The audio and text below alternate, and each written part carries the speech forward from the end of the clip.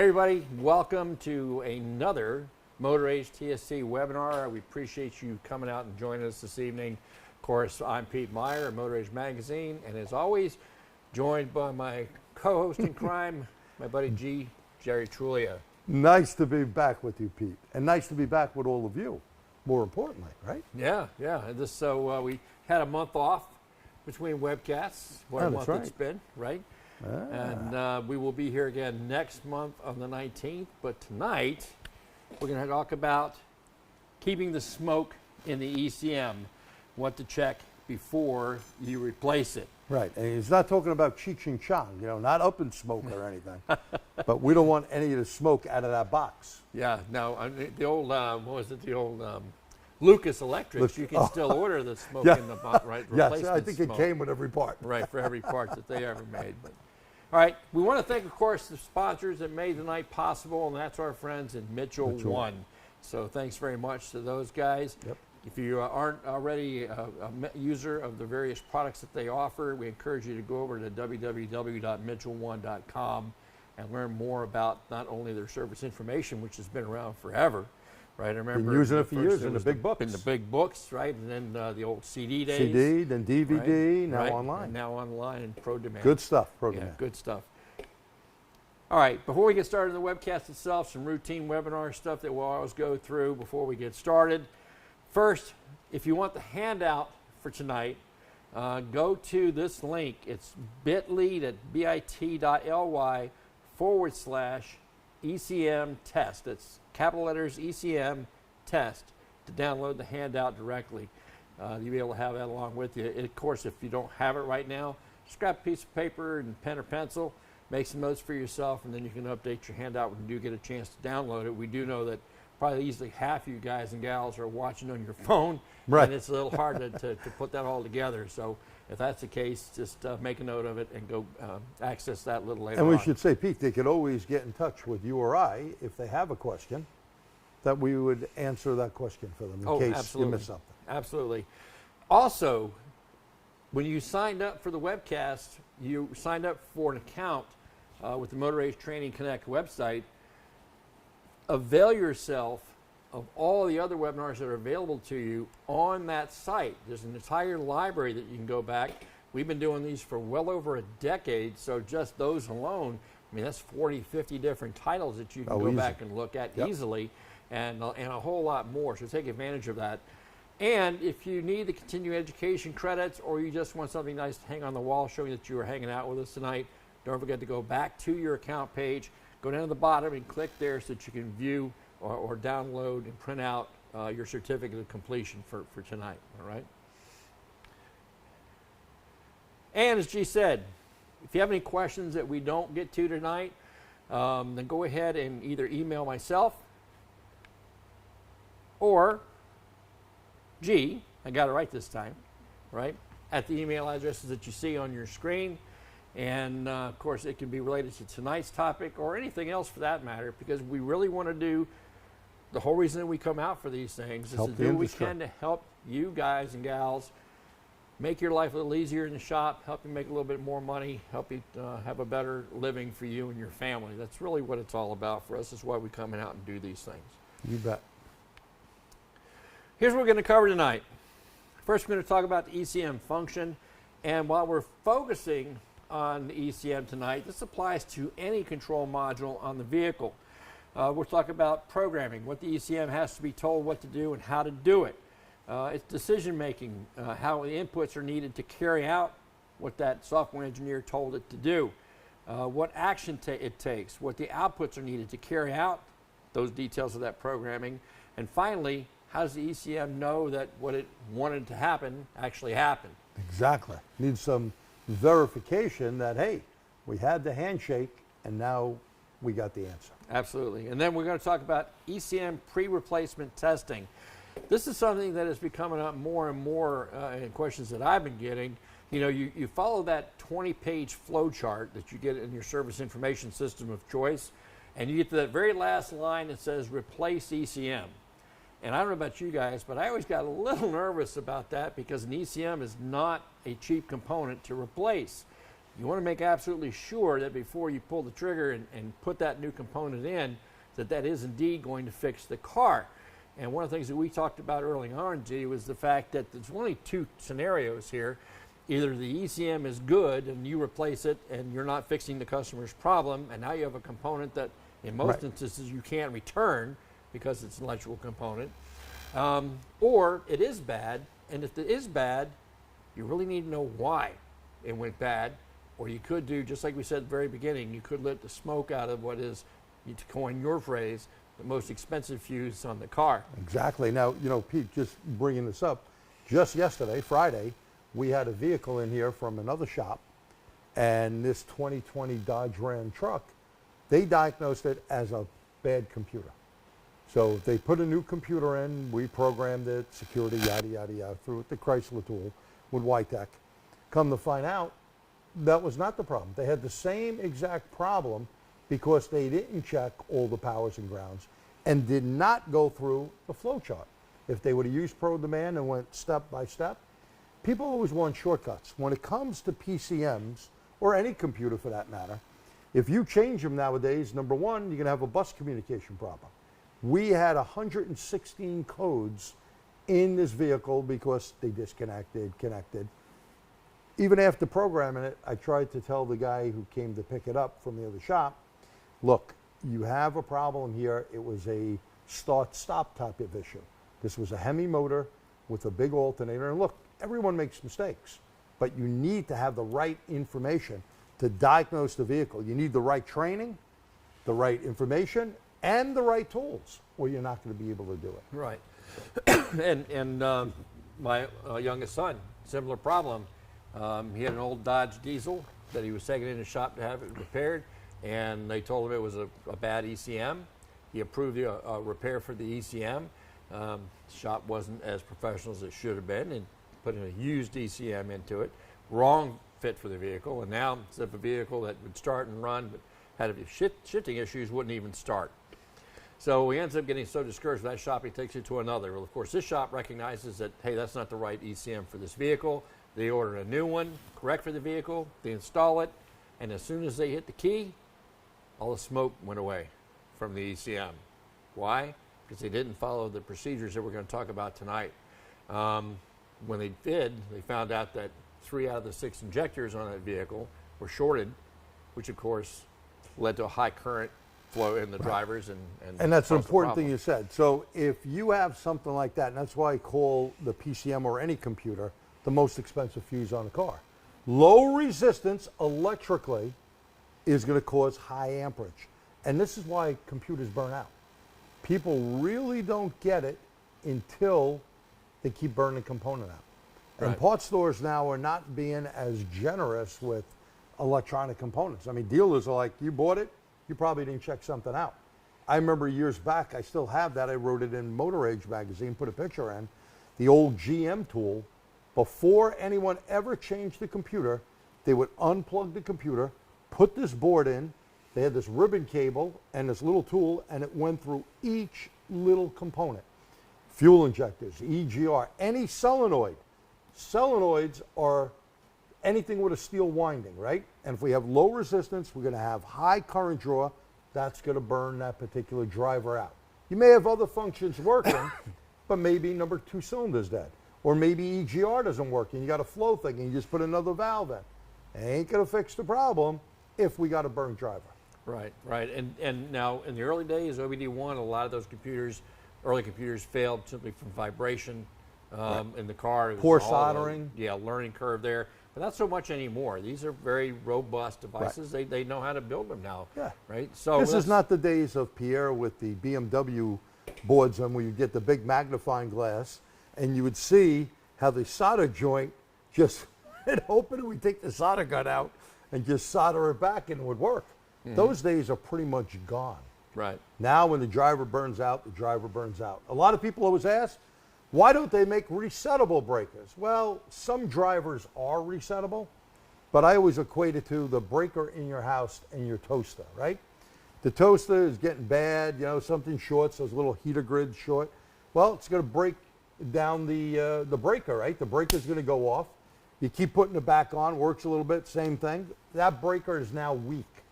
So even if you bought a new toaster, it may still go off because the current draw Right. is above that breaker's limit. Right. And that's what happens inside a computer. And that's why we're going to talk about some of the things that we see here on listed under pre-replacement testing.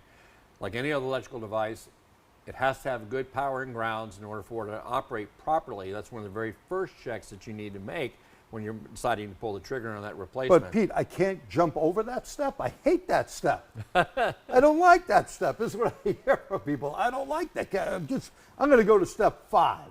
I'm not going to do power and grounds. Right. Yeah. And you know, and it's I hear so many technicians who, and I actually saw this on one of these Facebook automotive group discussions, where that was the text response was, "Hey, why we always have to talk about power and ground testing? We saw this. We all know that's what we're supposed to do." And it wasn't like a week later, the same guy's coming back on saying, "I have this problem. I check power and grounds, but I'm not sure I'm doing it right." And you and I both know from our own experience that many of us many of us don't understand the proper way to do that test. And if Right. you're doing it, if you're simply unplugging the connectors and seeing if your test light lights up, that's not checking power and grounds. Right. We're going to give you some illustrations on what Right. exactly We're we're going to talking show you about. the real deal on how to do it. Of course, now there's other things we're going to make sure of. That ECM is nothing but a block that can't do anything on its own. It has to be told everything it's supposed to do. That's like my brain. It's like a big block. And Yeah. if there's nothing new programmed into it, Right. That's why I can't do much That's more. why we have Ms. Doreen there, who is the programmer. So she's making Yeah, sure she programs me. plugs that in. I will do this. And in order to carry out that program, it has to get information to plug into the parameters that the software engineer has given it. Correct. So we have to make sure before we pull the trigger on the ECM, are the inputs, is the information that the ECM is being given accurate? That's It can't correct. make the right decisions if it's getting bad info. And always think of it like this, Pete. Sense, compare, and adjust. Sense is like our fingertips. We put it against something hot. Our nerve endings send a signal up to our brain. Our brain then sends a signal to my hand or arm to pull away, right? Well, it's the same thing with a sensor. And, in Snap-on for years, they had troubleshooting, even the old brick days, and they still have troubleshooting. And basically, if we had an oxygen sensor and we didn't know if it went rich to lean, we could easily do what I call the spit test. Back probe that, look at our scan data, see where the oxygen sensor's out, wet your hands. I mean, if you have a bottle of water out, better than spitting on your hands, but I got to spit on my hands. We back probe the oxygen sensor, touch the negative cable. What should happen? We should have a low reading. Short-term fuel trim should move. That'd be like our brain saying, hey, something's hot, pull away. You can then tell if the computer can sense that information, right? Take it and adjust it. If we use a mass airflow sensor and we put 7 pounds, no more than that, of regulated air pressure and go through the mass airflow sensor, the grams of air should change, short-term fuel trim should change. If it doesn't, the sensor is either no good or we got a problem with the computer's brain. And that's where even a sensor simulator comes into play that a lot of people don't know. And we're going to be talking about bidirectional control as well, right? Right. When I send a command, we got something not working, but all of a sudden I hear the fan come on, Pete. Well, if I can make the fan come on, that is telling me the computer can take the command out of the scan tool, send it through the wiring to the component works. I'm not going to order a new fan, right? So what could be the problem? What puts the fan on? Oh, maybe the sensor is no good. Maybe the wiring from the sensor. Remember, VD, voltage drop, is our #1 problem, and this is why people need to know they got to check powers and grounds, and they got to check that circuit completely. Absolutely. And then as you were going on to say, next to input is the output. The output function. Or is that ECM able to command that actuator is in charge of to do what it wants it to do? And then we said too, feedback. The ECM needs to know, did it, what it wanted to do happen? Exactly. Whether like the most common that we can relate to and everyone watching can relate to is fuel trim. When the ECM commands a certain pulse width to the injectors, what device, and I'm sure you should all be able, in fact, let's find out. In the chat box, you tell us what device, what component provides the feedback to the ECM on whether or not that the fuel injection that it delivered was correct or not. You tell us. We're going to wait just a few minutes to see what you pop up. Yeah, I'll and take say. a sip of water. That's a good one. While they're doing that, I'd like to add a little comment. I mean, I know you're going to go into this, but I see it on the tech calls. You've got to test powers and grounds under load, working. Very good point. So if you didn't hear Pierre, one of the things he hears on a hotline, you have to really make sure powers and grounds are tested under loads. Right. Well, we're going to show you that because that little puny test light is only a couple of hundred milliamps. If you got something that's going to pull more than that, you better load that circuit and make sure it's good. Yeah. And to Pierre's point, I mean, any electrical component or any electrical test that you're making should be done under dynamic conditions. You bet. Oxy sensors. All right. So yeah, okay. So a lot of people coming back with the Very term good. oxygen sensors. Very good. The oxygen sensor is that component in that particular situation that provides the feedback to the ECM to let it know how it did. And what it just kind of like, here's the ECM going like, okay, give it a shot of fuel. So how did I do? And the oxygen sensor like, yo, that was a little too much. Back it off a little bit. And exactly right. That's how the ECM knows. But there are all other systems on the vehicle that the ECM needs its feedback on. For example, really common, let's just say back in the EGR no flow days, in some instances, it was looking at they would command the EGR on at an abnormal, when it normally wouldn't be on, and it would look for that reaction in the O2 sensor signal to see if it indeed changed. What happened. So there are all types of these feedbacks, and we want to make sure that the ECM is able to get that correct feedback information. No doubt. And then finally, what caused that ECM to go bad if it is bad? Every actuator that ECM is in charge of, everything that it turns on and off, needs to be checked and verified that it's working properly and it hasn't shorted internally. And we're going to spend some time showing you how to do that as well. Yeah, that's an important part, Pete. All right. When it comes to diagnosing any kind of drivability issue, one of the first things that you want to take a look at is the basics. Are we dealing with a good, healthy engine to begin with? This is just an example of that using relative compression. And let's not forget, what is the heart of every vehicle? It's the battery. We need to always check the battery first. I mean, I always equate it back to the big box scope. The Sun, the Bear, the Allens, the Marquettes. What did they do? You check the battery, the starter, the alternator. Then you moved on to checking mechanical.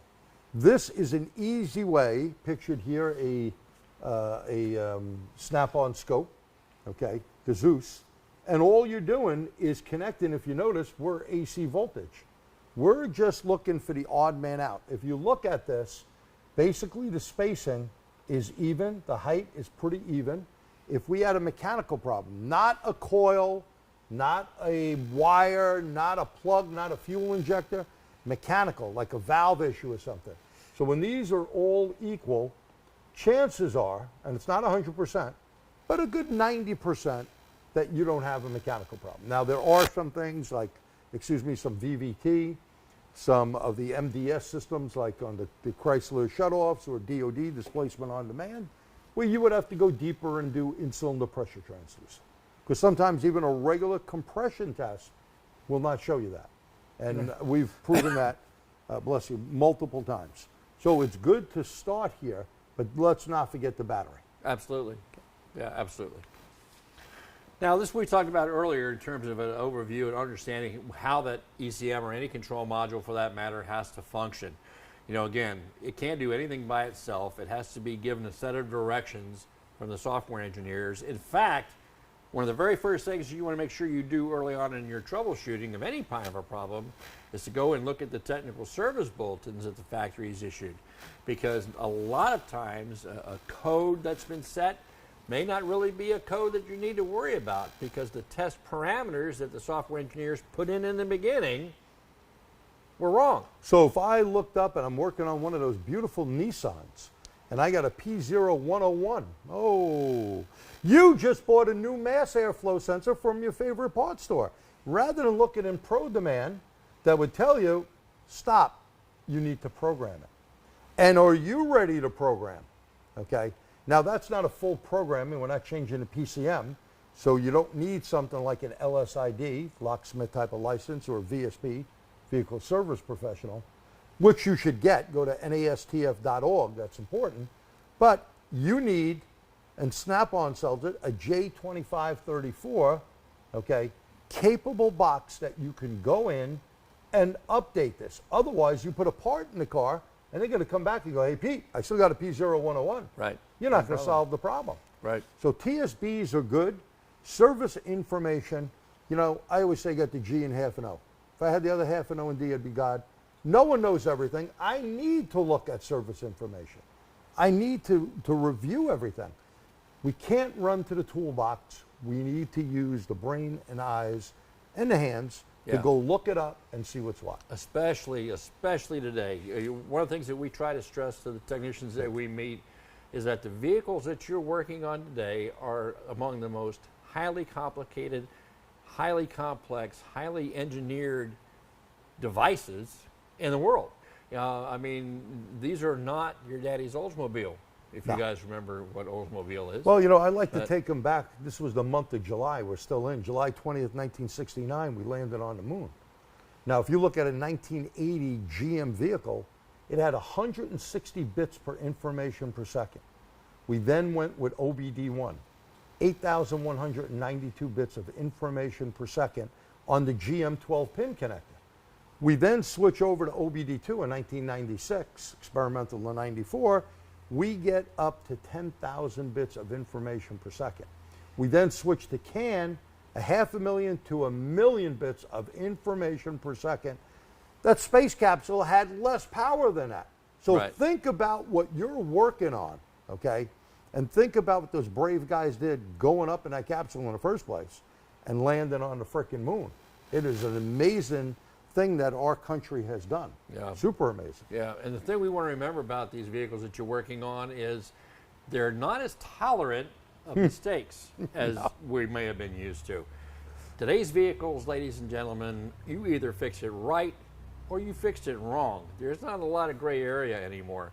And the only way you're going to keep on top of that is, as G and I have already said several times, is taking the time to review your service information system. Of course, we're recommending Pro Demand because of Mitchell One being our sponsor and because it's a pretty damn good system. I use it for years. Yeah, works use good. it for quite some time. Yep. And look that information up, look at the theory of operation. I don't care if you worked on a Ford Fusion yesterday and now you've got another one in your bay, but it's a model year different. That is not the same car anymore. You bet. have got to look up and read the theory of operation on these systems. If you've never worked on it before, you can't use the old general rules of thumb that we did so many years ago. You have got to follow the correct procedures for today. You've got to check those TSBs for information so that you can get that vehicle fixed. I mean, it'd be amazing if I learned this from you. How many P0420 and 0430 catalytic converter codes are programming? Number one in the country and programming. And if you didn't know that, well, then you're going to put a cat in the car, and a cat is pretty damn expensive. Yeah. And we get a lot of 420s and 430s here, a lot. No, I'm not kidding. And we fix most of them, some with programming, some with just cleaning if the substrate ain't broken. And, you know, others, well, they're going to need replacement like anything else. Right. It's going to wear out. Right. Yeah. Now, again, so that just brings us to the heart here on the ECM. We know we got the engineers put in the programming, and they may make changes to that as they realize what the real world's going to present for that model, that vehicle. Then we also said in order for that to do its job, it's got to have information. That's all the inputs that you see, and these are just a few samples of the various inputs that the vehicle uses to get the information it needs to plug into those programming parameters. Once it does that, it's done its computations, it's made its decisions, now it goes to the actuators. And again, these are just samples of different actuators on the vehicle. Fuel injector, of course, one. Relays. Once you're done, I want to stop you at relays. And then just picture the transmission solenoids, you know, that are operated on, in the tranny. A big problem with relays, Pete, which I see, is people don't realize there's three types of relays. A plain relay, a relay with a diode, and a relay with a resistor. If you merely put it in going, oh, I got 4 terminals, it's good, Pete, we're going to stick it in. Yeah. Well, you're going to stick it in, okay, and things are not going to turn out real well, okay? So always match up, look if it has. And European cars, Pierre will attest to this, you know, they did the diode thing for a while, and if you put one in without a diode, well, what does a diode do? It's a one-way valve. Well, it may not be your lucky day now. Very important. You want to add something, I Pierre? do. It's not just that it has 4 or 5 pins and the same terminal numbers. They have to be in the same places and with the same resistor or diode. That's you got to important. look at the direction of the diode as well. Right. So in case you didn't hear him, the pins got to be in the same place. So 85, 86, 30, and 87. If you got a 5-pin, 87A. The diode has to be going the right way. And I have seen people do a cluster on these things. So something like this, an output, you better make sure you have the right one. Always match things up. Never throw away the old part until you can verify that. Yeah, and again, that just goes by what we said earlier. You know, today's vehicles, you either fixed it right or you fixed it wrong. Right. All right, so let's move on to some of the more specifics here. Test some ECM powers and grounds.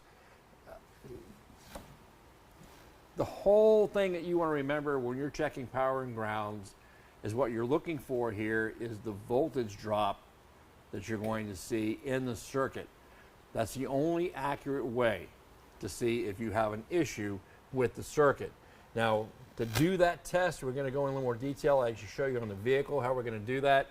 But we want to go in and start identifying first what power and grounds are on that module. There are often more than one. Very so you true. may have several ground leads that you have to check. You may have several power feeds, and those power feeds may be operated either hot at all times. In other words, there's always power. Keep alive power, for example, for the computer's memory, or it could be switch power through the ignition switch. It may be when the switch is on. It may be when the switch is set to start. You don't know until you go check the schematics to help identify these.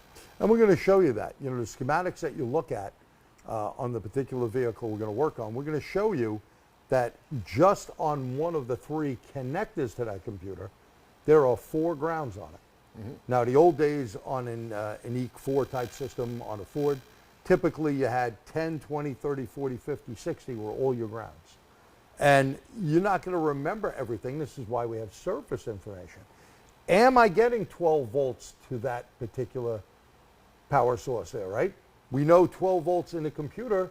We drop that, we drop resistors in there to make a 5-volt reference for argument's sake. But if we're not getting 12 volts in, and we do have, you verified at the battery, the most important thing there, that you got 12.6 or 12.8, depending on the battery in the car, that we in fact have that. Do we have VD from that battery connection going to that particular computer pin? Absolutely. And it's the same thing with ground. Exactly. Absolutely. Absolutely. Another way that you can get the information on what power and grounds are in that computer's circuit that needs to be testing is to look up the computer pinout diagrams and look at the charts that identify what each terminal in that pinout or what each connection in that terminal is doing and what its job is to help you identify which ones are power and ground. And right here, look at the schematic, you know, just blowing that up when you see GWB, right? You look at this A24-1 pin there, battery for measuring battery voltage at ECM memory. So it's going to give you the wiring color and what to do, and then you can see ignition switch signal, fuel pump control, can line. These are all important things on a wiring diagram that you need to deal with. Yeah, and this is actually kind of a nice chart because this particular vehicle is telling me that, okay, if I want to look for battery voltage, I'm going to use the battery feed going in and a ground in that connector to measure it. But the only problem it costs you about with, again, I can take that connector loose and I can measure it and I might get perfect battery voltage there. But you know what? There's no current flowing. There's no work going on. It's not a dynamic test. It's no different than putting my connector test light So in Pete, there. how am I going to do that? I'm going to just put my test light there? Is that going to be enough of a load? We'll show you. We'll show you. Okay, Hey, that's what we want. Don't take 'cause all the heat if away I'm, from If it. I'm out there, I got to know. I got to see. Yeah, right? absolutely. We're We gonna want to show make you. sure that we show you how to do it and why we're doing it the way that we're going to show you. Yeah. All right. We'll talk about and show you some examples of input testing, how you can make sure that the right information is getting to the computer, and why you should always start with global OBD2 first. Oh, let me bite on that one there for a bit, Pete. So generic or global OBD2, if you got a drivability problem, and that could be check engine, hesitation, running poorly, whatever the case may be, that's the place to start. Why wouldn't I go into Ford like in this case, or BMW, Mercedes, Toyota, whatever? There are so many different PIDs on enhanced data. The list keeps going on and on. When I have an engine problem, all I do need is generic to figure out, hey, where's my fuel trim? Because, you know, the old days of, well, still on some BMWs, Mercedes, it's not fuel trim in the factory, it's adaptation, right? They're going to be looking at something and you don't know what the hell you're looking at. Why? Because there's so many different things to know. We're not working on one car line. I bet most of you is out there, and if you are, type the letter N, you work in a general repair shop that covers every car. This is what we see here. We get all different things.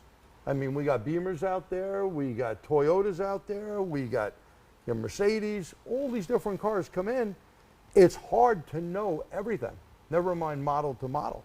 So always make sure that you start with generic. It makes your life a hell of a lot easier. Yeah. And I'd like to add, there are substituted values allowed in enhanced data, but not in generic, except for wideband. And to Pierre, if you didn't hear that, ladies and guys and gals, that Pierre is pointing out, same thing I wanted to reiterate, is that in global OBD2, the numbers that you see from the input devices has to be what that sensor is reporting. If you have a failed sensor, you're going to see that in global OBD2 pretty easily. However, in enhanced, and a real easy one you can try when you go back to the shop, is to take the vehicle that you have in your bay and unplug the engine coolant temperature sensor. Look at the data in global and then in enhanced mode, and odds are you'll see the difference that the enhanced data is actually using a substituted value. So when you scan over that data, if you're right away in enhanced mode and you're looking to make sure all the inputs are correct, you might just go right by that and not see it because it looks like it makes sense then. So always go to Global OBD2 and look at that data there first. Well, it does. You know, you brought up an important thing there. It's going to look different, not on every engine, but I'm going to say majority of the engines, you're going to see that minus 40 in generic, okay? You may not notice the voltage that enhanced would show you. For example, if you're on a Toyota, well, you're in generic, you see minus 40, you go in there, you may see 180, 185 for temperature. But if you looked at the voltage PID, which a lot of people don't, again, there's a lot of PIDs, you may see 5 volts. You will see 5 volts. Right. So there is something, why do they do that? Why is that different? Because it's a plug-in to allow the vehicle to run. They want to get you home, that's the deal. Right. Okay? Or off the road at least. So again, these are just some things you want to be aware of when you're checking this data. Input testing, another great resource is to look at mode 6. You know, we talked about the ECM always making sure that it's getting the right information. Well, it's capable of checking a lot of these systems for itself. These are the little daily quizzes, if you will, that the ECM is performing to make sure that it knows that the information it's getting is correct. And if it senses there's some kind of an issue, things don't jive, well, that's when it's going to set the DTC on and set a code. But always check those. You can go back and verify those are working. This is just off the Snap-on scan tool, just one way of looking at it. And it's not a Mode 6 class, so we're not going to get a lot of detail about it. But it's relatively simple. When you look at your Mode 6 data, you're going to see what the actual test value is, and then you're going to see a min or max, sometimes both. And I think that one of the ways I like to describe that is your min and max are like goalposts. And my test value, I would like it to be right down the center of that goalpost if at all possible. The closer to the center, the better it is. If it's a min only or a max only, then I don't want it laying right up next door to that. If I see it starting getting really close, then I know that that component or that test is very close to having an issue, and that should catch my eye and lead me to further investigation. Cool. And a couple of things I want to kind of go over here is, let me borrow this thing 1 second. We have monitor, O2 monitor bank 1, sensor 1, O2 monitor ready, no. Now that's an important thing. If that monitor is not ready, the information that you may be looking at may not be correct. As Pete said, these are quizzes.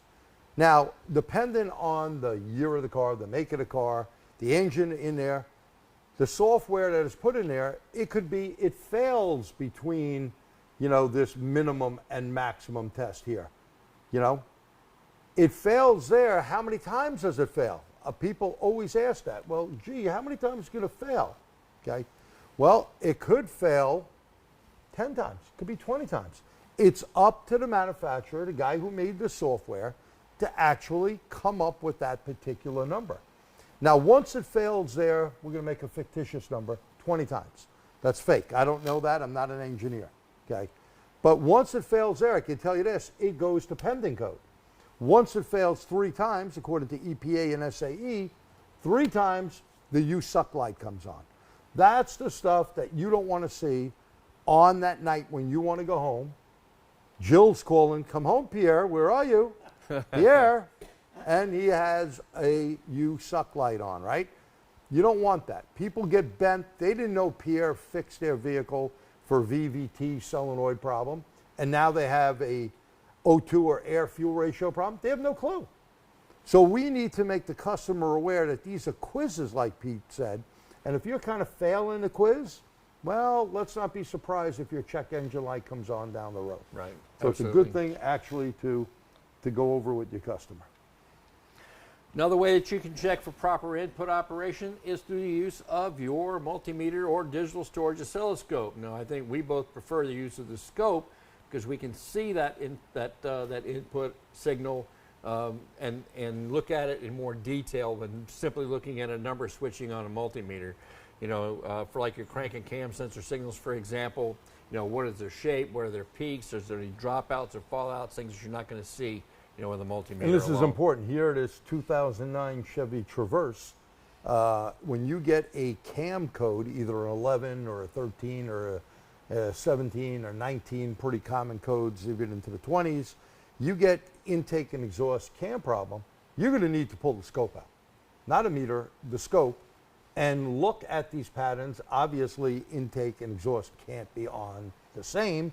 If they are, these motors, these V6s, the 3.6 motor, has had a problem, okay, where they have a metallurgy issue with the chain and the gears that it starts stretching, and now you have an issue, okay? And that's why you're never going to get rid of the code. In fact, my 2019 Cadillac XT5 had that problem in less than 12,000 miles. So it was under warranty. They had to do a motor drop. First, they put new sensors in. And that always gets me. It's like you having a P0420. Why put a new sensor in? That's the messenger going, hey, Pete, I got a problem. It ain't going to get better. It's going to get worse. But the dealer did that. And I said, really? You put new sensors in? Sure as hell, the light came back on. The codes came back. And I even gave them a lab scope pattern. They didn't know what they were looking at, okay, because not many dealers use scopes. But they did do the job. They dropped the motor down on that thing, did the chains and stuff. We've done many here. So many times the ECM input, if this is skewed from those sensors, from a mechanical problem, we got to figure out what that problem is. Yeah, and there may be a case, and just for what comes to really quickly to mind on the cam crank sensors is having a sheared key on the crank. And now that has shifted position relative to where it should be. It's still telling the ECM that this is TDC, and it's not TDC. Exactly. Right? So you have an issue, a drivability issue, and you may be looking at the ECM as being the culprit. Hey, it's not firing the spark plug at the right time. And in actuality, it's not the fault of the ECM. It's getting false information. Correct. Another great example that we see all the time is when we have a failed MAF sensor. You know, whether a dirty MAF sensor or a contaminated MAF sensor, and now it's under-reporting to the ECM how much air is actually entering the engine. We don't want to blame the ECM and put an ECM in for that, right? We want to make sure that the input that is being sent to the ECM is indeed factual. It's the truth. Very correct. Output testing, we'll take a look at some bidirectional controls. One big thing I want to hit here, desired. This is important. When you see desired, in this case it says desired exhaust cam, when you see that, that is giving you the exhaust cam. So if we see the actual angle of exhaust cam, 15 and 15, we're good.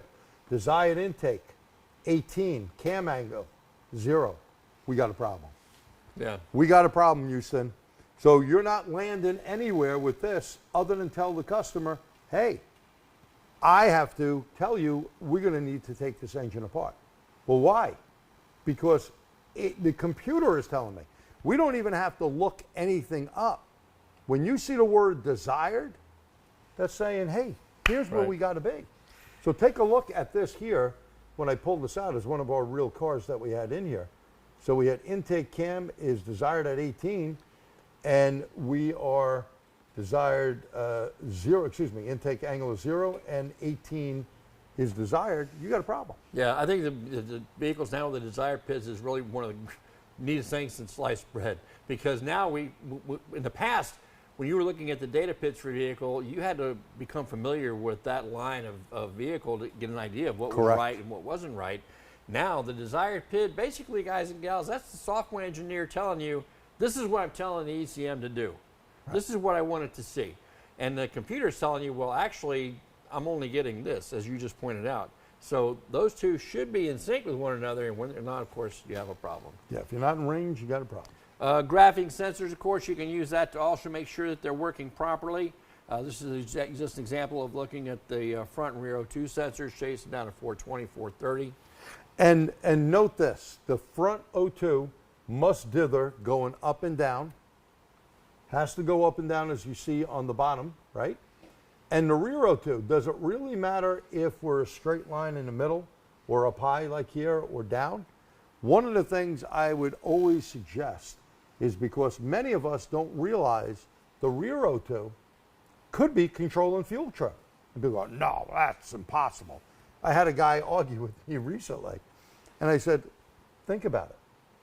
When you get a car in, especially if it's low, one of the things we want to do, because how does the computer look at this? It knows the front is going to dither if it's a oxygen. If it's air fuel, that's going to be pretty steady, right? But the rear are all O2s, so what does it want to see? It likes to see a steady line, but when I step on the throttle, is this line going to stay there? It better not. Why?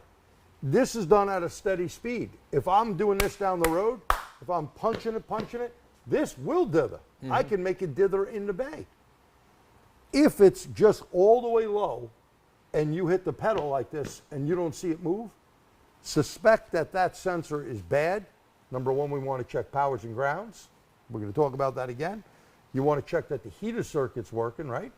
And you want to make sure there's a good exhaust system, that when you're doing that, exhaust gases are flowing through it, and that we do have some activity on that rear O2. Yeah. If not, that is going to be a problem. But here, that is picture perfect, whether it be high, in the middle, or low, not to get a 420, 430.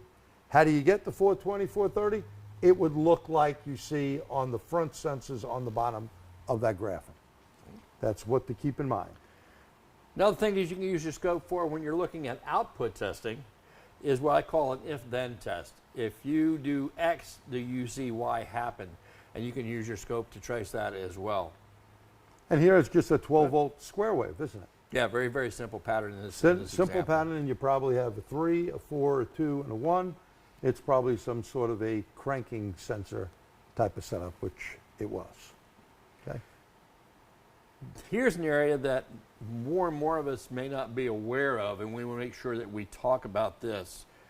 When you go into, and we'll show that to you on the Snap-on tool, when you go in there, you see a lot of these service relearn menus, and in some tools, they're scattered throughout the tool depending on the system that you're working on. On others, they're very well organized. It's all in one place, easy to get to.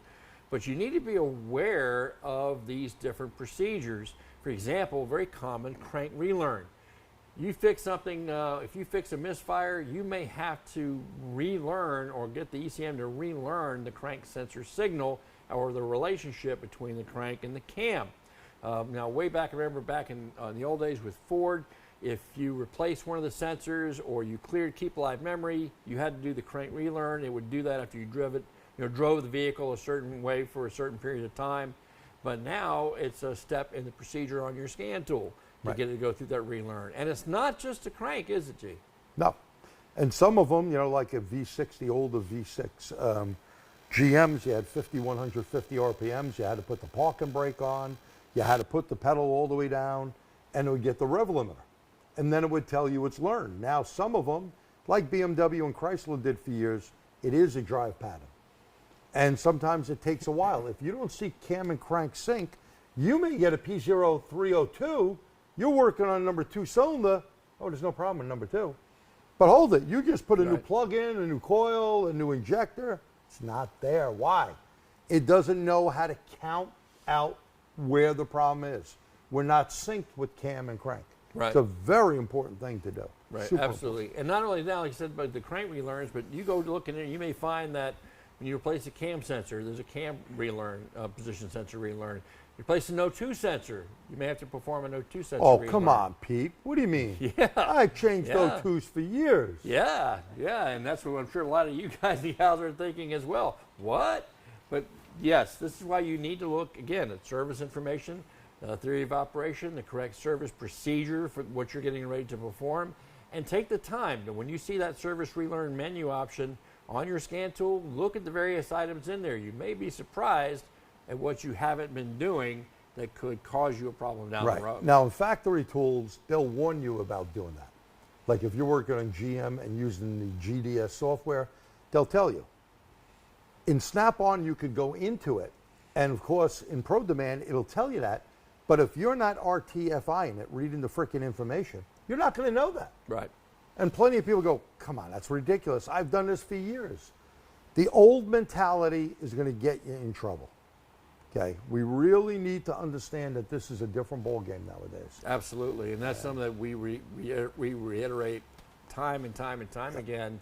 You know, yeah, you might have been in the business for 20, 30 years, but you can't treat the vehicle that you're working on today the same way that you did when you first started in this business. Hell, not even 5 years ago. No. Things have changed so much, and as we said at the beginning, you're either doing it right or you're doing it wrong. There's not a lot of gray area anymore. Agreed.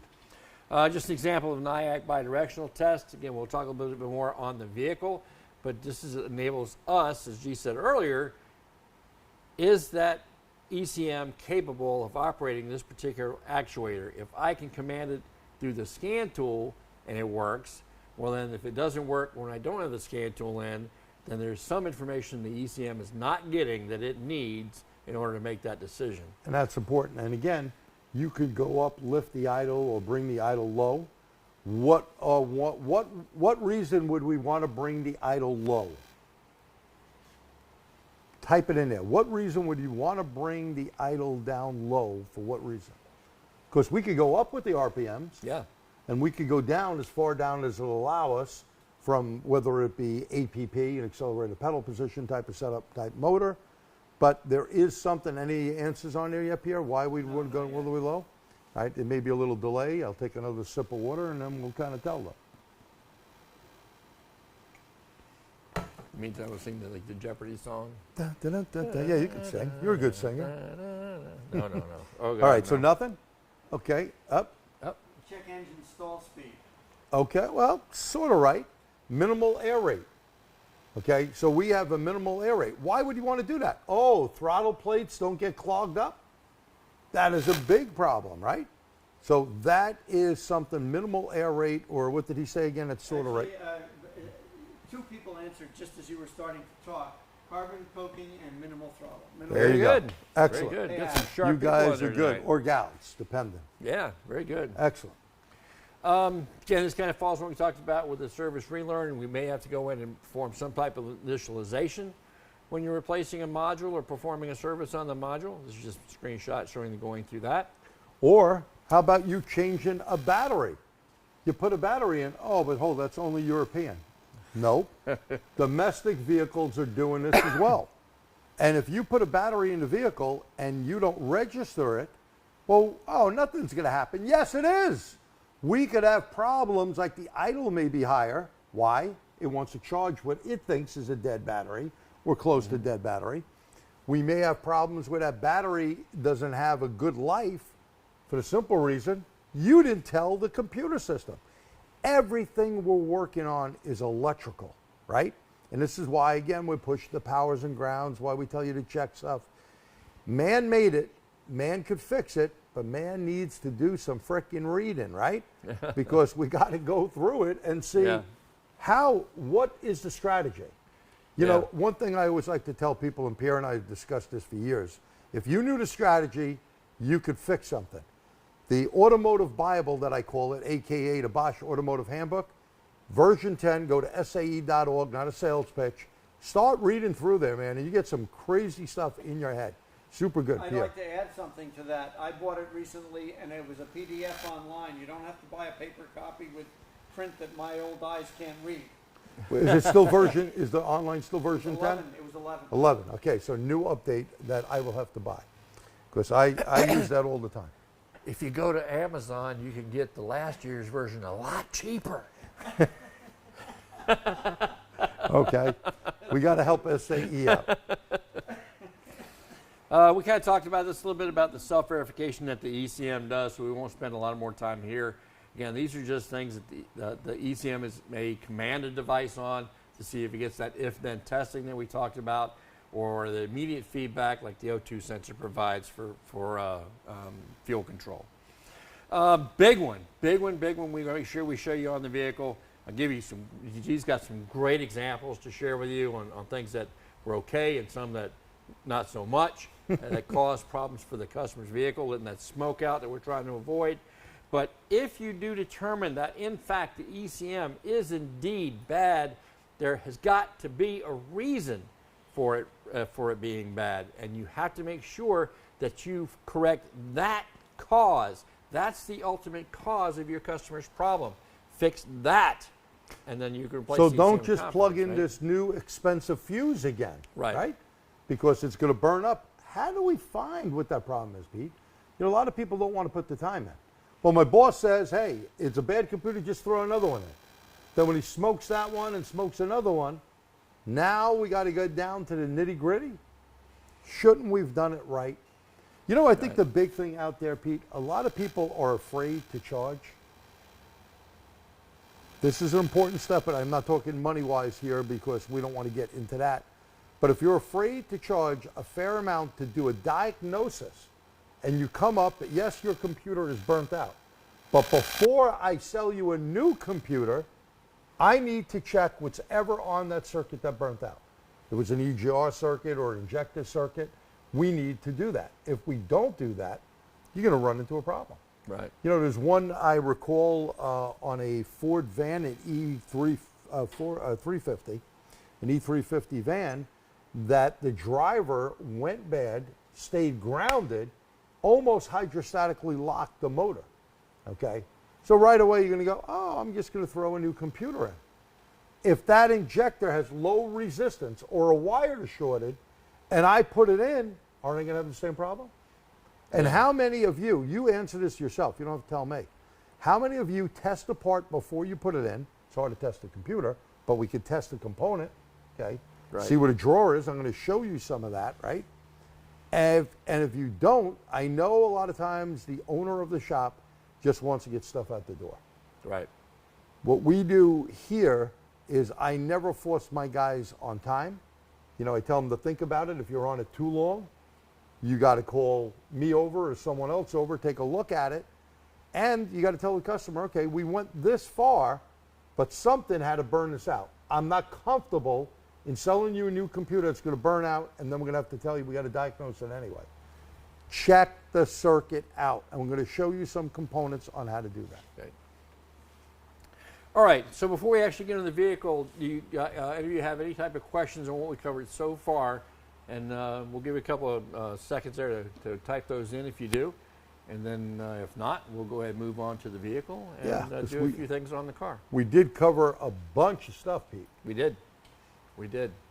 There were a couple of comments before you actually asked the question. We haven't gotten questions yet. One of them was asking how a low idle would check for coking. Now, I actually answered it, but maybe you want to go over it. Okay. So a low idle, you know, if the throttle plate is coked up, well, how's it going to let air through, right? So we always want to make sure we can let air through, and that's why they have a setting called minimal air rate. Coking, now I will warn you on this. Watch opening anything up, especially most of the cars we work on at APP, accelerated pedal position. You don't want to force it open, okay? You got to be careful putting any type of intake cleaner or anything in it.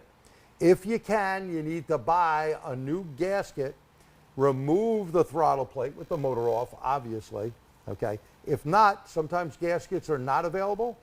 Careful taking it off, and we keep around Permatex, the right stuff, put a little around it, torque everything back up. But when you have it off, you could clean the throttle plate. You could go in there, and remember, do not leave a bunch of liquid in there, Right. because we could hydrostatically lock something. Right. Any other questions, Pierre, or comments? There was a comment about electrical transistors sticking, latching, really circuits latching, Circuit latch. Okay. that people don't know about. Maybe you want to talk about that or not. Nope. Think we're good? That's it. All right. So what do you say we do something on the car? On the car. On the car. I'll get it out there. Let's start with the very basic test, and that's checking for power and ground on grounds. They're verifying their existence or capability. Boy, I'm like just talk. Little. It's been a tough month. Anyway, here's the first thing I want to stress on this. We're going to show you this test using a method called voltage drop testing. It's something that G and I have done together numerous times, and it's also one of the reasons we've done it numerous times is because it's probably one of the most misunderstood electrical tests that are out there, and it's also the most important. I've met guys and gals all over the country that tell me, oh, I understand how to do voltage drop testing, and then I show them a very quick example and ask them, okay, so why am I reading this particular reading and I can't get an answer? Because you may know the process, but if you don't understand the language, you're not going to be able to use this test to your advantage. Correct. Now, what are we looking for when we're checking power and grounds? Every electrical component on the vehicle, in order for it to work properly, has to get full system voltage to it and the ability to send it back to ground cleanly on the other side. Now, we learned this from a guy named Kershaw that said that all the components or all the parts of the circuit are going to use a little bit of that voltage to overcome their little bit of resistance. But the biggest, baddest source of resistance should be the actual component that you're testing. The load. In this case, the module. That's the load that we're going to be checking. And when that voltage is applied, we should get a nice clean supply there, and then it should use just about all of it up before it sends it back to the battery. So we leave a little bit for the switches, connectors, and so forth that remain in the circuit's path. So what we're going to do is we're going to show you how to do that on the ECM. Yep, so we'll be going over to the vehicle. Now, you can use the ECM as your load for this test, but a few things I want to point out, I should say before we get started. If you're going to perform a voltage drop test, the circuit that you're testing, the component, the load, has to be on and functioning in order for you to perform the test accurately. I'm also going to share now too as well that if that's something that when we're doing this test, it piques your interest, you're not 100% sure that you understand what I'm trying to explain to you in this just brief example, well, you've got a perfect resource right now. You are on the Motor Age Training Connect. You're on that learning platform. Go back and look at the various titles and you'll see several webinars that we've done together on that subject of voltage drop testing alone. And I encourage you to review those webcasts, email G or myself with any questions that you might have on what we show you tonight in any of these tests. We both want you to make this particular testing method your own. We want you to make sure you understand it so that when you go looking for any electrical problem, you can apply this method and very quickly get direction on where that problem lies. All right. Now, as I said, typically we use the load itself as the load on the circuit in order to perform this voltage drop test. There's not going to be any voltage drop unless there's a load on the circuit, unless there's some current flowing through the circuit. Problem with doing an ECM, though, is there are more than one sources of power, and there are more than one sources for ground. And we don't necessarily know which ones are connected to which internally, or under what circumstances that circuit is going to be actively flowing. So we can do something a little bit different. I'm interested in the circuit integrity. That's what I'm interested in. So I can use any load to load that wiring down to get that current flowing and then perform my measurements, which in this case is nothing more than a headlight. we're just going to wire a headlight in place of the ECM in the wiring connectors in order to check the integrity of those various circuits. Now, everybody has a little bit different way of doing this. What I particularly like to do is I like to put one side of my load, one side of the headlight directly to the battery. Whether let's say we're going to check the grounds first, so I'm going to put one side to the positive side of the battery, and then I'm going to use the ground side of the ECM, the wiring connector, to check the grounds for the ECM. Now, as we mentioned earlier, we showed you how you can find the information. Let's see if I can pull that up real And quick. well, he's saying that basically what you're doing is through the battery power going through the light, the ECM ground is being checked on the other side of the circuit to light that headlight up. And a headlight is roughly 4 to 6 amps. And if it could really light that up, we got a very good ground. Yeah, Okay. if I can measure the voltage drop through that, that's going to give me an idea of the integrity of the circuit. And as you pointed out, if it can handle that, then it can handle what the ECM. And we're going to show you how to do that through the headlight. We're going to show you, this is the headlight we use here in the shop all the time. You could use other bulbs or whatever you want to load it up with. But this is what we use. Also use another headlight for with a flasher for a short finder. Right. That's another way. But here we have it wired up in the back so we can put our connector plugs. So when you see us going over to that light, that's what's going on. Yeah. Now, I want to stress here that we're going to leave the ECM connector connected. It's not a bad idea to disconnect it, but you want to make sure that you look up the procedure for disconnecting that module and what, if any, initializations, relearns that you're going to have to perform when you connect it back together. The reason that I want to caution you on this is that it's very easy for me to go too far into the connector as we back probe it and end up connecting to the ECM itself. That might be a problem there that we might miss if we didn't do it that way. And let's not forget, when we unplug and plug, you may just clean up a voltage drop. Absolutely, So absolutely. it's better to do it this way first. And Yeah. also, I remember Allison transmission I was working on a school bus years back, where it had a problem. When I went to back probe it, it took care of the problem. And I didn't find the issue. Why? Right. Because what was I doing? Making that connector fit. Right. Later on, I had to basically do a drag test on it. A drag test is actually taking it out and seeing if I'm really connecting. And I do have an example there once we switch to this camera on the car. Yeah, and that's a good point we want to make sure that we bring up. It doesn't hurt to do a visual inspection. Today, everybody's got, oh, let's see, where is that thing at? One of these in their pocket. And most of these have some pretty darn good cameras on them. And I've used this more than once to take a photo of that connector, both sides, and then blow it up where I can see it very clearly on the screen of my phone to look for any indications of damage, corrosion, fretting. That is very, very common on these small micro terminals common to the ECMs or other control modules on the vehicle. All of these can be causes of voltage drop. All of these can be sources of resistance that the engineers didn't intend to be there. And if we're adding these sources of resistance, then that cuts down the supply of voltage that's left over for the module, and that can affect its decision making and its ability to actuate the actuators. Can I add a point here? Especially people who live where there's not a lot of moisture, you may not think that weather pack connectors are important, but they are. And And they I do see a lot of dry corrosion. out. I saw one recently where the weather pack had broken from age, and the guy went through a car wash and it flooded his crank sensor plug and ruined it. Yeah, and I'm sure that OG, because they do a lot of European vehicles here, has had more than one case of leaf drains or water drains in the vehicle becoming clogged with debris, Very and then common. allowing the moisture to back up. And the modules, for some odd reason, are mounted on the floor, and of course now the moisture is intruded into these connectors and caused all kinds of issues. Well, I there. call that vacation money. Well, let me show you one thing here. Switch to this camera, Doreen. Okay, let's There see you if I go. can get. Now, I'll try to come in.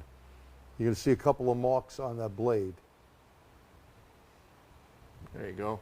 So you see those marks, important, and when we talk about, can you see that on your end there? Yeah. Okay. So when we talk about a drag test, let me see if I can get this on here. We want to make sure that we can feel that it's a tight fit, right? If it's not a tight fit, and if you don't see marks on the blade, let me try to get that there. It's so tough to do. Come on, camera focus. Back up a little bit. There you go. Yeah, they can see it. Yep. Yep. If you don't see marks on it, then you got a poor connection problem. Yeah, and it's amazing because, I mean, I actually had a GM instructor tell me that they're teaching their dealer technicians that if you have connected and disconnected one of our connectors more than 3 times, it's worn out. That's how much Yes. that's how much of an issue you can have simply in the connectors, let alone, you know, some other shop in town who just shove their voltmeter back probes into it and without concern about what the size of the connector pins And were. it's funny, Pete, that you brought that up because on electrified vehicles, including battery packs, 2 to 3 times, that's it for that connector plug. Yeah. So it's that much of an issue where they're thinking if you pull it in and out, that thing could have a bad voltage drop on a lithium battery, we may have an issue. Yeah. So always read service information and stay up to date. Right? So let's just take a quick look. If we could switch me over to the tool screen. Great, that's fantastic. First place we're going to take a look at this control module. We're just looking at the engine management service wiring diagrams here in ProDemand for this particular vehicle. And then you can see right here at the bottom, we can very easily identify our grounds. We've got 1, 2, 3 grounds here that we need to test. And what I want to point out here is that we have this C175B. Well, that's the connector that it's identified as where these wires are located. Now, if you look back underneath the car, we see that we've got 3 connectors, 1, 2, 3, on that computer that we have to consider. So we need to figure out which ones are which. How are you going to do that? Well, I can look at the pinouts. It's telling me here that pin 47, 48, and 49 are the grounds. So let's see which ones those might be. We'll go into what's called the connector pinouts, if we still have that up there. There we go. And this again, just using the features available to you in ProDemand for locating the pinout for these connectors. And you just type that into this one search plus to help you identify that. And we have connector 175B, that's the one we identified on the schematic, correct? So we can look at pins 47, 48, and 49. We can look a little lower and see exactly where they're at, and it's telling us there, the fact that 47, 48, 49, and 50 are grounds, and where they go. They're all going to the same endpoint, but that doesn't mean that they're all good going to that endpoint. So we need to check them all. So now we know which ones they are. We can identify where on the connector they are. And I want you to notice here how this is designed. This is the clip that we see on the car. So we can go back to on the car. And you can see the connector clip here at the top. So now we orient ourselves to where we're looking for the wiring. And then we just identify where those black wires are located, and now we can go from there.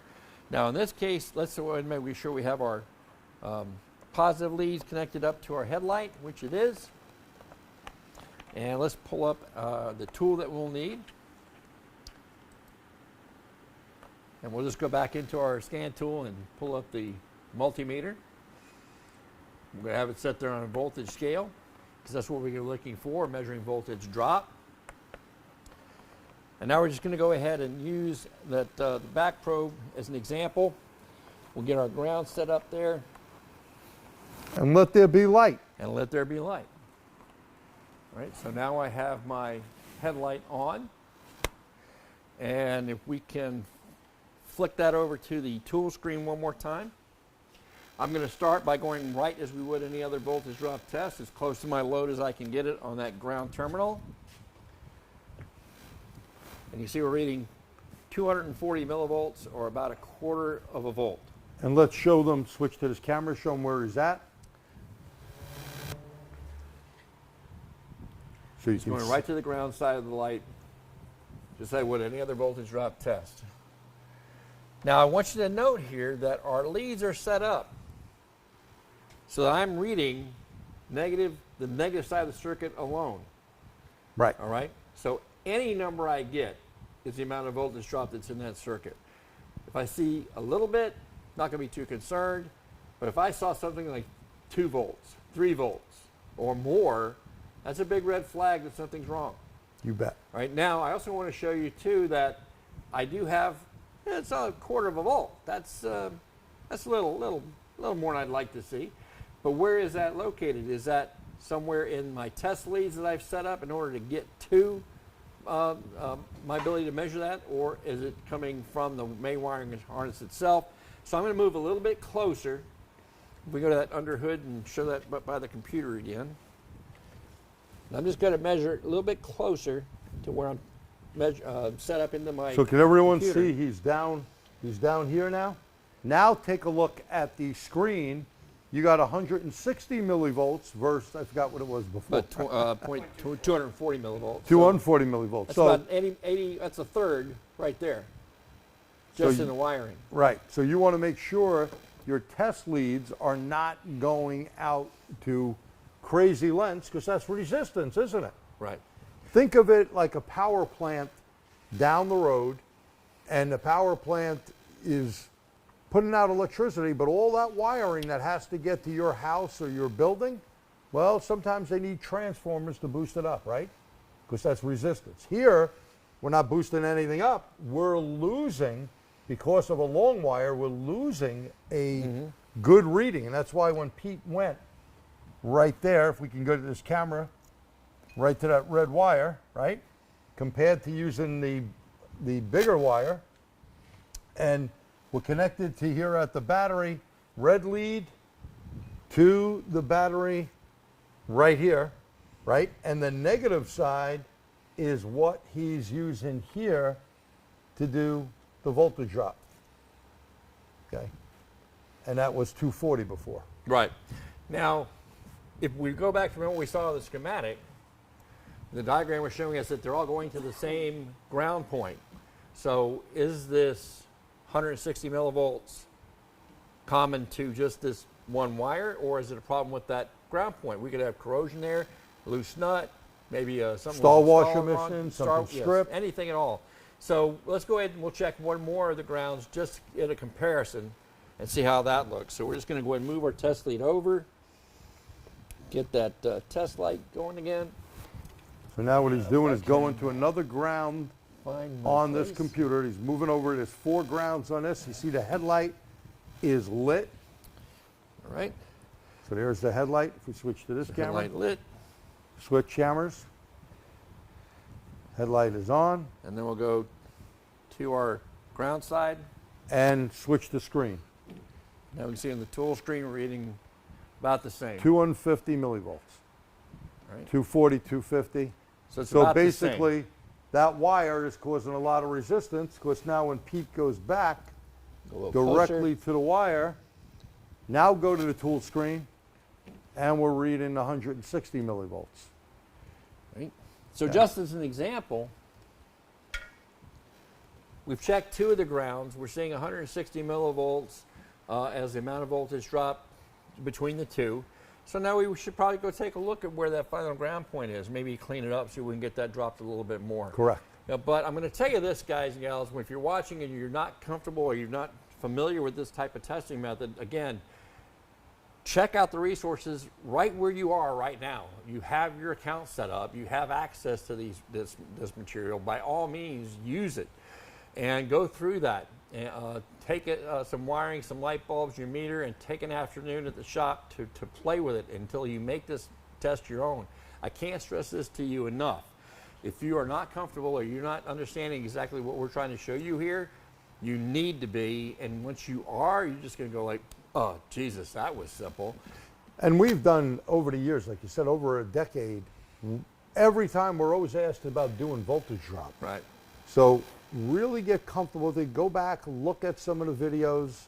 Maybe they're not as high a quality as they are now, but you're still going to get the right idea Info's of how there. to do it. And, Right. and ask us questions. Right. There's Ilco makes a Ilco Kit 101, I think it's called. 101 test. You may want to look at getting that. You can get that online. It's not real expensive. And I use it in my electric class because it really, you can't blow anything up, and you get the idea when you put different loads in, Right. how that extra resistance causes a voltage drop. And I also want to share with you too that we're kind of quibbling over that 160 millivolts. That's not a huge amount. You know, I'm not like I said, we could probably clean up the ground point and, Right, and drop get it rid down. of that really quick. But I will tell you this: if you really have a voltage drop issue, it's not gonna be a matter of tenths. It's going to stand out to you and show its ugly face very easily. Again, you're going to see single-digit voltage when there shouldn't be. And you want to make sure that you perform the same test that we just did on the ground side on the positive side of the circuit. The only thing we're going to do a little bit differently is where we place our test meter leads. In this case, it'll be oriented to just the positive side of the circuit that we're testing. And you know, I think the big thing with the word voltage drop, everyone understands we start roughly with 12 volts, right? If I had 11 volts, that's a drop. But when I'm on the ground side, it's not really dropping, it's getting higher, right? When you see 2 volts, well, that's a bad voltage drop, but you don't think of it as a voltage drop. Right. We need to be as close to zero, especially on a computer circuit. It should be 100 millivolts or less. Euro cars are always tight on the specification. GM gives you in surface information 500 millivolts. It's a half a volt. Think about that. If you had a half a volt drop on the feed side, half a volt drop on the ground side, you're down a volt. How's that motor going to spin as fast as it can? Will that solenoid work as good, or that light bulb be as bright? Or that computer able to think like it should. Well, that's like me. I need something to think with. I got a voltage drop, I think. Right, right, absolutely. All right, so that we're going to use that to do the checks for basic power and ground. Again, verify those for the module, make sure it has what it needs to operate properly. Now, once we've done that, if we still suspect an issue, maybe we have identified that the ECM has failed, but then we need to know why it failed, and that's when we start talking about testing the actuators. Right. And actuators, very, very important to understand what they are, how they work. We could start doing this. Yep. Okay, so what we're going to do is use a probe to power it up. We'll turn the annoying noise off. That's only a continuity check. And we're going to look at a solenoid. A solenoid is a steel bar with windings around it. Now, you can check resistance because that's what most of the manufacturers always tell you to do. But we're not going to do that. We're basically going to take our test leads and we're going to run them from the probe into the solenoid we're testing here. We're then going to take our amp clamp, once we have that circuit powered up, and I'm going to go around one of the 2 wires. Doesn't matter which one, and we're going to see every 100 millivolts equals an amp. Right. We so click are that, reading. Yeah. They see this 0 when I put it on? So we're reading about 40 millivolts. 40 millivolts, which is basically 4/10 of an amp. 4/10 of an amp. So that's not a lot. That solenoid right here is really we could probably turn this thing and maybe get this on here as well. Try to, There you go. okay, so you can see some of the components There you go. that we're testing. This is the one we just tested, okay? Now we're showing you this on a bench because we won't be able to see how we're connecting to this. I can do the same thing through the connector at the ECM by identifying what pins go to what actuator. Now that's going to take a little bit of effort. You're going to have to go through those connector pinouts that I showed you earlier and identify all the actuators that are on that underneath that computer's control. But it is important to check every single one of them. And as she pointed out, you can use an ohm or static resistance measurement to give you a quick idea. But how do you know what the correct resistance measurement is?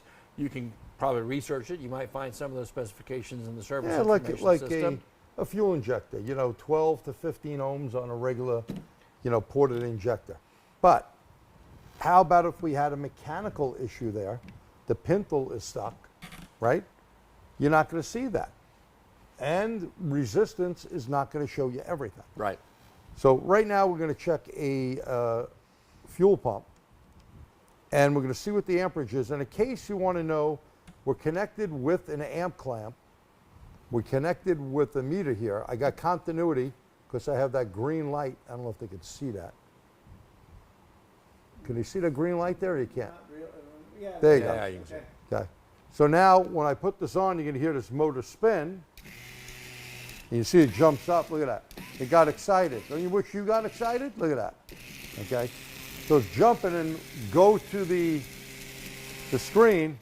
Notice how current is going to go up first. You see that? We went to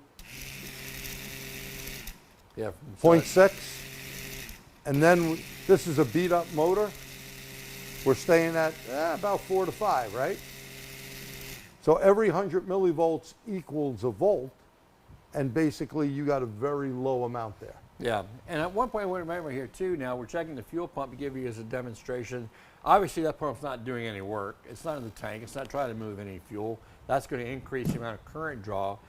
And that brings a good example. If any of you guys and gals are used to doing a current ramp on a fuel pump with your scope, you're probably used to seeing more like 4, 5, 6 amps. 6 amps, You know, normal. and that, my friends, is why there are so many relay control devices under the ECM's control, because the ECM can't handle 4 or 5 amps. Oh, running come through its on. It'd be a drive. smoke show.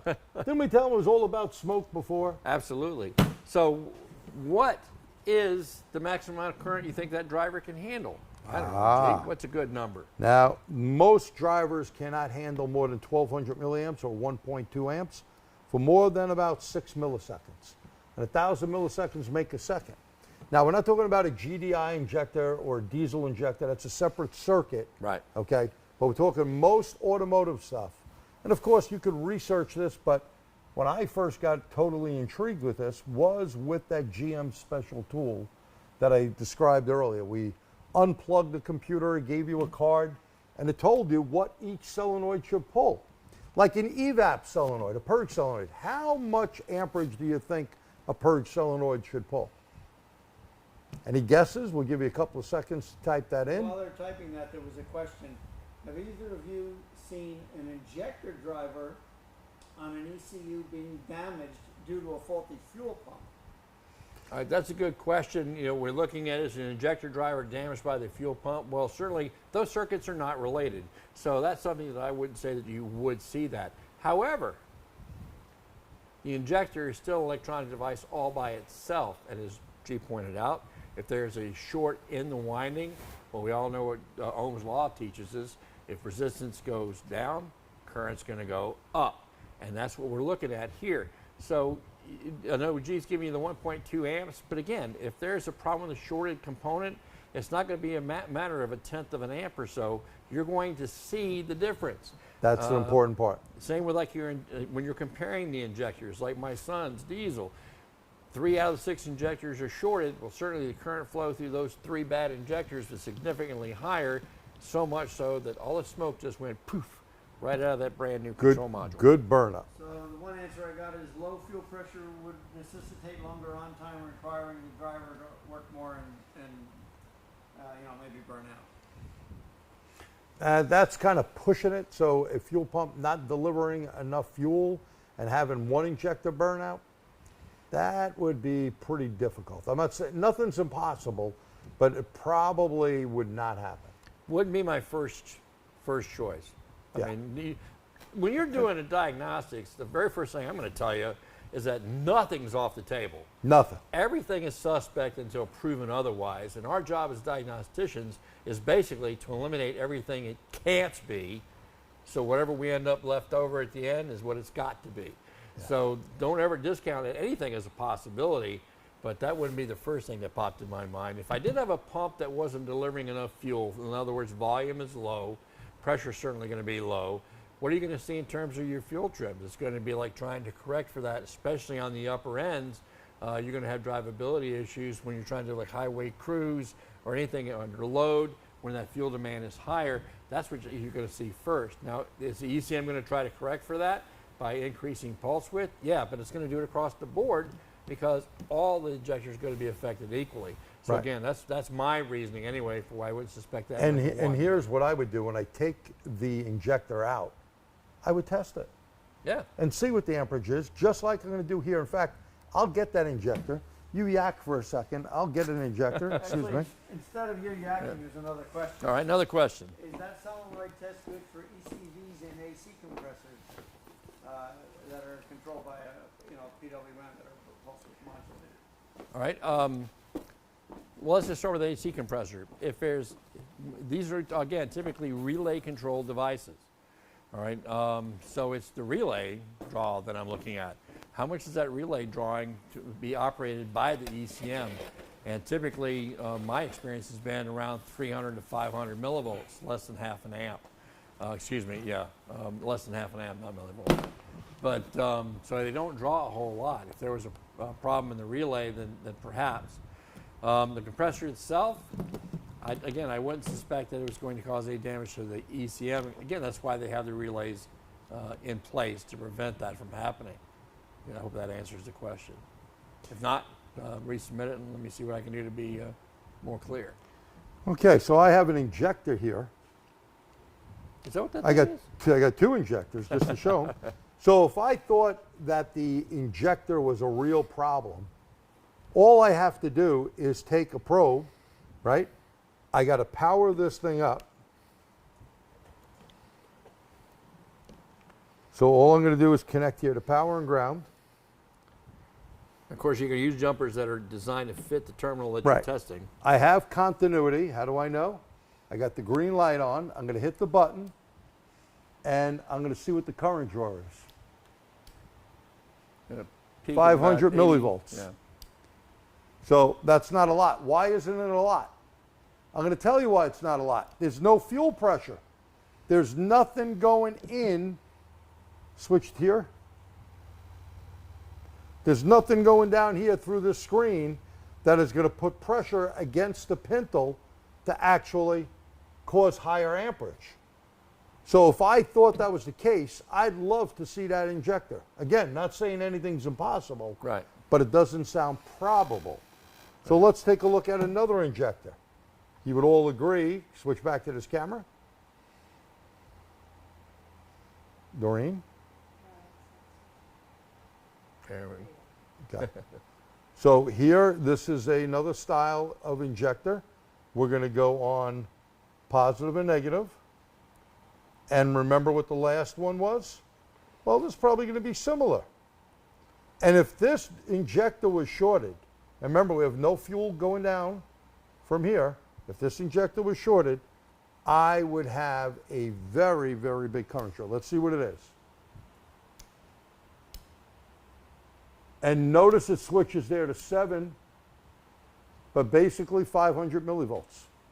And the maximum that this thing could pull is 1.2 amps, right? Of course, now a battery is, So the 50 Going millivolts weak. corrected, about half an amp. yep. Yeah. All Now, right. one thing I want to inject real quick while we're showing you these different tests. When you're testing these actuators, the majority of them are going to be controlled by a coil. And you don't want to leave your voltage applied to that component for very long. Just a few seconds, just enough for you to get that amperage measurement. If you leave it on too long, you're going to overheat and damage the coil in that component, and you could end up causing a problem when there wasn't one there before. And that, you bring a good point. And if you're doing an injector like we're doing, that could hydrostatically lock and motor up. So we don't want to do that. Now, Murphy's Law, I have to switch out a amp clamp because the battery went dead. Murphy's Law, right? Unbelievable. It was good before, but not good now. So Well, we'll if get rid you- of this guy. After the other things you're dealing with in the shop this morning, it's like, that's nothing. While he's doing that, so there was a comment about intermittent problems with, comes and goes, temperature, whatever. And I answer, but you may want to illustrate it more, that it usually is a thermal open or a thermal short, and you could heat it up or cool it off to try to create the problem, aggravate it. Yeah. Oh, so that's a great point with Pierre's comment. If you didn't hear what he had to say, and in response to one of the questions for looking for intermittents, sometimes these components may not fail until they become overheated, or it's a temperature thing that we're looking at. If you are looking at a cause for replacing a ECM because of a certain component or certain circuit that isn't functioning the way it should, then that would be a good idea. Take that component, check it statically like we're doing now. You can take a heat gun and heat it up to see if that makes any difference in the measurement. But typically, if there's a fault, if there's a short internally, it's going to rear its ugly head. Yeah, a good choke tester, if you're as old as I am from years ago, you put air in, it's a Venturi, one side's hot, one side's cold. Heat it up, wiggle, jerk, feel, and massage it. Give it a little tap around. May be an issue. You may find it. Yeah. I mean, it's a whole bunch of things. Now I'm on an EGR valve, and again, we got continuity. I think you can see, I got to come over here closer with this. You can see the green light. Shut off these lights here so you can see the green little light. I'm going to hit it, and you hear the clicking? Well, watch what Pete has up on the screen. Yeah, we're going to peak of 150 millivolts, which would be the equivalent of about 1.5 amps. So it's 1.5 amps. That's not bad. I'm holding it there. What does this EGR valve actually do? It duty cycles. It's not going to stay fully up, okay? It's going to duty cycle, so you're not really going to pull 150 milliamps, more than that 1.2 amps, right? And our last thing is this particular component. I love using this. The company I could badmouth them, they're not in business anymore. Chem. This was a IAC motor off of Ford, okay, that actually took a computer out. Brand new. I mean, it got worn over the years, but it was brand new, okay? And what I'm going to do is, once again, I want to remind you of this. When you take your amp clamp and you go near a circuit, we do have the light here, the green light. Oh, come on, fingers. I want to keep that down. I think they can see the green light, Yes, right? sure. Okay. So now what I want to do is power it up, but I want to zero my amp clamp near it. Okay. We want to zero next to the source of where we're going. Now I'm putting the clamp on here, and I want you to go to the screen. Watch this. What did you Remember, say? That's Blew my breaker. You know how much amperage that's pulling? I fried a computer. Now that's a great example because, again, this is typically what you're going to see in the majority of cases. If you have a bad actuator, this was 2.26 volts converted. That's over 22 amps. Oh, but Pete, that's impossible. How do you come up with that? Because every 100 millivolts, is there a way to freeze that? Can we freeze that reading when I do it? Let's try. Ready? Yeah. Got it? Beautiful. All right, so looking at the screen, you got 2.2 volts, 290 millivolts. Well, let's get rid of the 2 first, right, Pete? Yep. Let's go with 2, 9, and the imaginary 0. That is basically every 100 millivolts. That would be 290 millivolts, am I correct? Mm-hmm. That would tell us we have almost 3 amps of draw right there. Now the number 2, let's get rid of the other stuff. 2 is equal to 20 amps because every 100 millivolts equals an amp. Yeah. 1,000 would equal 1 volt. If we had 5 there, that would be 5 amps, right? Okay, or 50 amps, I should say. So 229, that is 22 amps, 900 milliamps.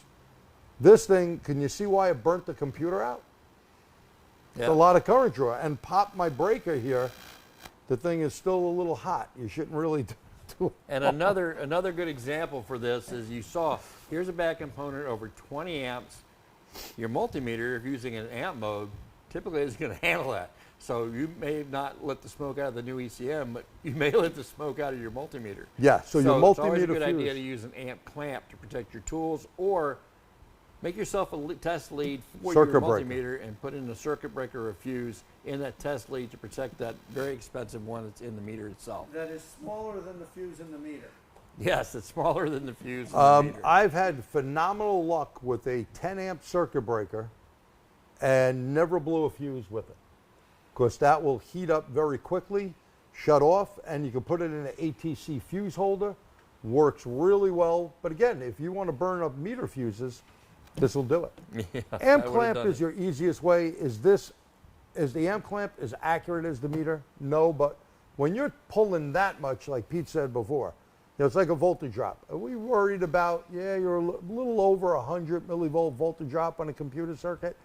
That ain't going to be the cause of your problem. The cause of your problem is going to be something like, you got a volt, you got 2 volts, you got a problem. Same thing here with current. Right. If you have any questions, please type them in there and we will address those questions. See, I want to back up here a minute. While they're doing that,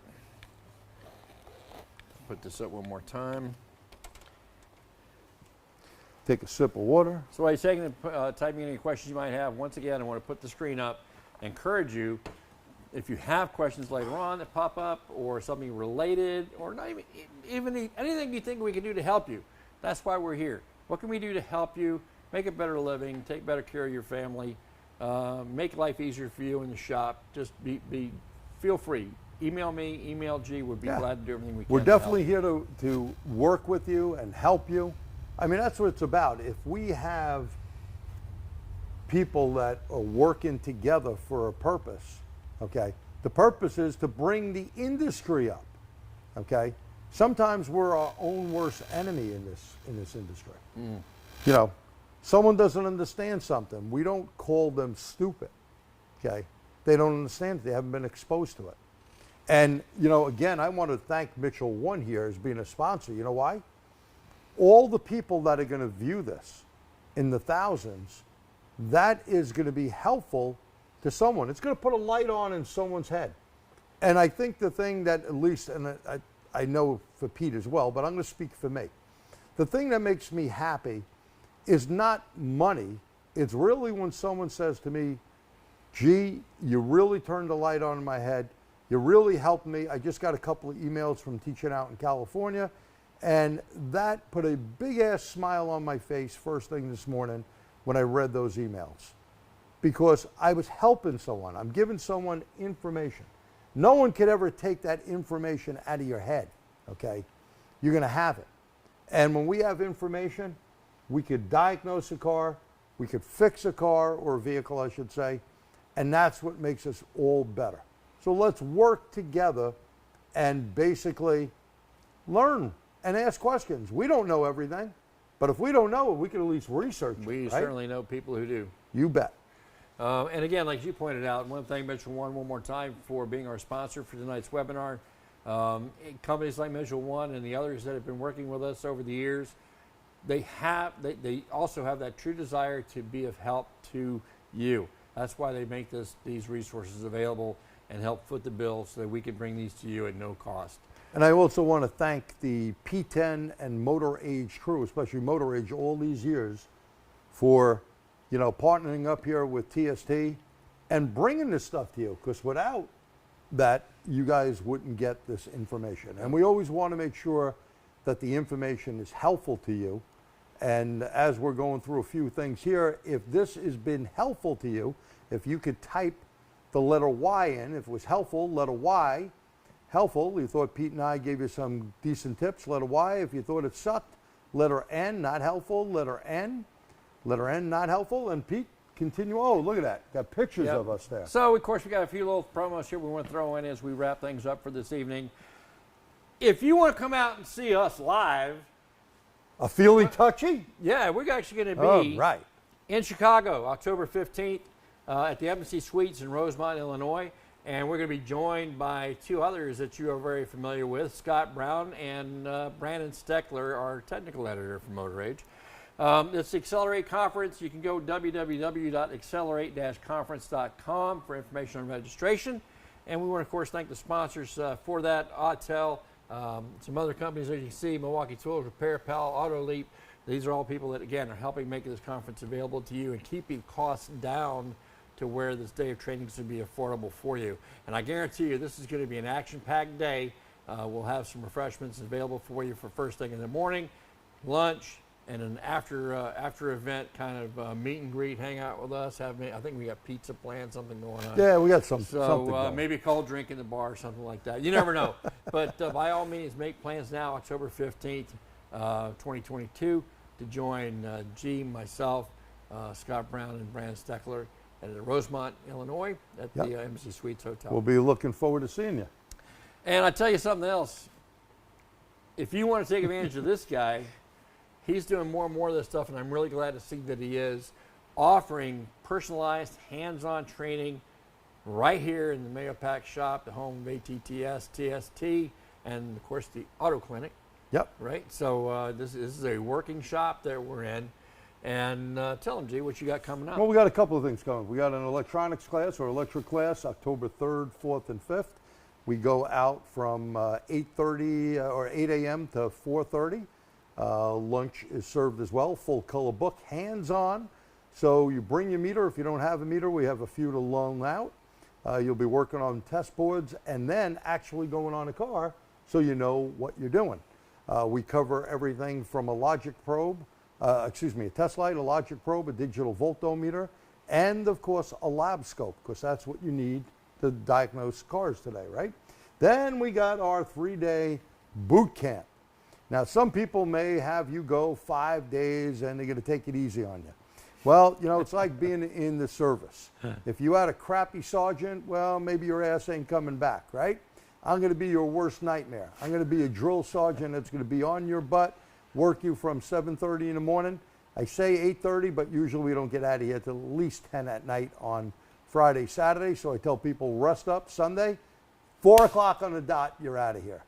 2 full color books. You wind up with a DVD, high voltage gloves, class C, class 0, 1,000 volts there, with covers, a bag, goggles, much, much more. Hot breakfast, hot lunch, hot dinner. Whew. You'll love it. People come from all over. I had people from Australia, people from the Mideast, people from Europe, and a lot of people from all over the country, including some big names. The guy who invented the power probe, Jeff, I always get his last name wrong, Winsler or whatever. The genius of them all, Bernie Thompson. A pleasure to have him in my class. Brandon just recently in the class. So maybe we could have you in the class. Yeah, and if you're going to stand kind of side on the fence that, these hybrid and electric vehicles, they're not going to ever take hold. Well, let me tell you what, man, their sales are picking up. And, Big time. And I think, what was the estimate was said within Recent Equipment and Tool Institute conference, that by 2030, I think they said, 30% of the vehicles on the road will be hybrid electric. So come on out and get some good hands-on training. And we want to thank you until next month. When's our date there? August 19th. Sign up for it. We got a great topic there. Starters and alternators. Doesn't sound like a really great topic, but you know what? If you've been hanging out with us, you'll always know that no matter how base the topic may sound, we guarantee we're going to show you something that you didn't know. So make plans now to join us for that. And thank you again, Pete. Always a pleasure working with you. Welcome back from your big trip through the great country of ours. Yeah, and, absolutely. Welcome here to steamy New York. All right, so if there's no more questions, again, we want to thank you so much for taking the time. Thanks We for know your there's a lot of things that you could do that other than hanging out with us. We're glad you made the choice to do that. And on a Saturday night, it's like a Saturday night date we had with them. Yeah, right. So thank you. To date with you guys. I mean, take out your wife. Anyway, have a great night, and we'll see you August 19th. Thanks.